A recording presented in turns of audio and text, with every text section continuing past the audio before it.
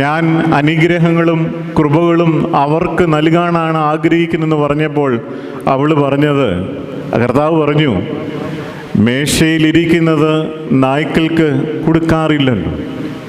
അവൾ ആ വിശ്വാസത്തിൻ്റെ തീക്ഷ്ണതയിൽ നിന്ന് തൻ്റെ മകളുടെ സൗഖ്യം ആണ് അവളുടെ ഉത്തമമായ ലക്ഷ്യം എന്നുള്ളത് കർത്താവിന് ബോധ്യപ്പെടുകയാണ്. അവൾ പറയുകയാണ്, മേശപ്പുറത്തു നിന്ന് വീഴുന്ന അപ്പത്തിൻ്റെ നുറുങ്ങുകൾ അല്ലേ, നമ്മുടെ മക്കൾ വളരെ സന്തോഷത്തോടുകൂടി ധാരാളിത്തത്തോടെ കഴിച്ചിട്ട് അതിൻ്റെ അംശങ്ങളുണ്ടല്ലോ, നഷ്ടപ്പെടുത്തുന്ന അംശങ്ങളുണ്ടല്ലോ, അതിലൊരു നുറുക്കു മതി എന്നുള്ളതാണ് ആ സ്ത്രീ ദൈവസന്നിധിയിൽ സമർപ്പിക്കുന്നത്.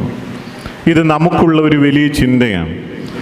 നമ്മളൊക്കെ പരിശുദ്ധ സഭയിൽ എല്ലാവിധമായ അനുഗ്രഹങ്ങളും പ്രാപിച്ച്